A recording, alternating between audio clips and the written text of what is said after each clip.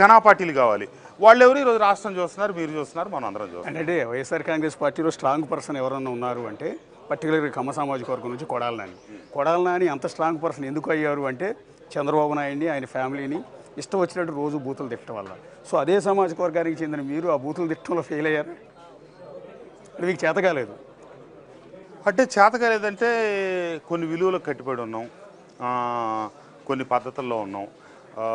ఇప్పుడు నేను ఇక్కడ ఉన్న రాజకీయ విమర్శ చేస్తాను తప్పితే ముఖ్యమంత్రి గారిని వ్యక్తిగతంగా ఏ రకంగా దూషించను. దానికి నేను పూర్తి విరుద్ధం. నాకు బాబు గారిని ఈరోజే కలిశాను. నేను లోకేష్ గారిని కొద్ది కాలం క్రితం కలిశాను. అంటే నేను ఈ పార్టీలో నుంచి బయటికి రావాలనుకున్నప్పుడు కొందరు పెద్దలు నన్ను బాబు గారి దగ్గర తీసుకెళ్ళడం జరిగింది. చిన్నబాబు గారి దగ్గర, లోకేష్ బాబు గారి దగ్గరికి దాదాపు గంట పైన మేము కూర్చున్నాం. చాలా విషయాల పట్ల చర్చించుకున్నాం. ఆ చర్చించుకునే సందర్భంలో రకరకాల వ్యవహారాల్లో ఒక 7-8 సందర్భాలు పైగా జగన్మోహన్ రెడ్డి గారి ప్రస్తావన వచ్చింది.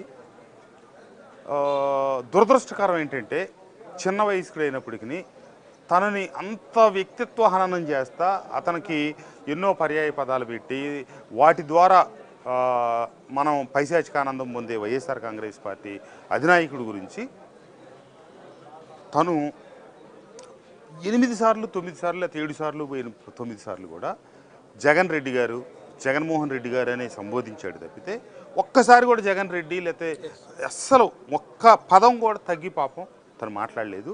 నేను మొట్టమొదటిసారి కలవటం లోకేష్ బాబుని, అంతకుముందు ఎప్పుడు నేను కలవలేదు, తొలిసారి కలిశాను. నాకు ఆశ్చర్యం వేసింది.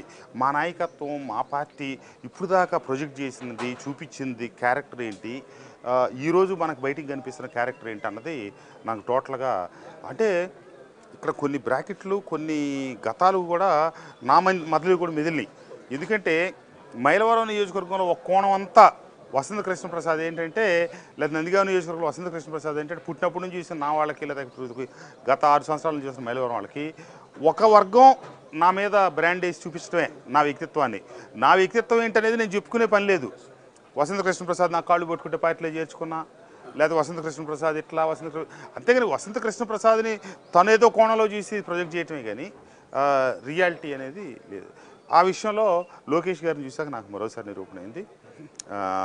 అతని సంస్కారానికి ఖచ్చితంగా చిన్న వయసు, నాకంటే చాలా చిన్నోడై ఉంటాడు నేను అనుకోవటం, మరి ఎంతో నాకు కరెక్ట్ వయసు తెలియదు కానీ 15 సంవత్సరాలు చిన్నోడు.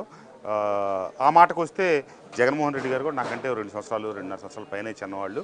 కానీ అధినాయకుడిగా, పార్టీ బాధ్యులుగా, ముఖ్యమంత్రిగా వారిని గౌరవిస్తా అన్నాన్ని సంబోధించేవాడిని. ఏమున్నప్పటికీ దిగజారుతాం ఎక్కడికి దిగజారుతాం? ఎదుగుదాం ఎక్కడికైనా ఎదగొచ్చు. విలువలను ఎందుకు తగ్గించుకోవాలి? ఇప్పుడు లుచ్చాలు, వేదవలు, సన్యాసులు, బొడుద్దాయిలు ఎన్ని మాట్లాడుకుంటూ వస్తే ఇక తర్వాత ఏ పదాలు, కొత్త పదాలు కనిపెట్టాలి మనం. అందుకని దానికి కొంచెం దూరంగా ఉంటాం. ఇప్పుడు గడిచిన కొద్ది రోజుల నుంచి నేను ప్రధానమైన టార్గెట్ అయ్యాను. మా పార్టీ నుంచి సీట్ ఇస్తా అన్నా, వనరులు సమకూరుస్తా అన్నా వద్దు, నేను ఈ వేదికని ఇష్టపడలేదని బయటకు వచ్చినందుకు. నేను కొత్త వేదికలోకి, కొత్త పార్టీలోకి వస్తూ ఉన్నా కాబట్టి అక్కడ కొంతమంది అత్యుత్సాహం ఉన్నవాళ్ళు కావచ్చు, లేకపోతే స్వామి భక్తిని ప్రదర్శిద్దాం అనుకునే కొందరు చేసే రకరకాల ప్రయత్నాలు ఏమున్నప్పటికీ నా విధి విధానాలు మటుకు మారవు. నేనేమైతే నిర్ణయం తీసుకొని ఈ 6 సంవత్సరాల కాలంలో ఒక వ్యక్తిని తిట్టకూడదు, నందిగామ నుంచి మైలవరానికి వస్తే మనం గౌరవించి మనకు ఓట్లేసి గెలిపించిన వాళ్ళని మనం ఏమనకూడదనే విధానానికి కట్టుబడి ఏమన్నానో దానికే నేను ఉంటాను. ఇప్పుడు ఇవాళ రేపు ఈ ఇంత విచ్చలవిడి ప్రజాస్వామ్యంలో, ఈ మితిమీరిన సోషల్ మీడియా ప్రవాహంలో ఏదో ఒకటి అంటానే ఉంటారు. ఇవాళ రేపుడికి ఉండదు, రేపుడిది ఎల్లుడికి ఉండదు.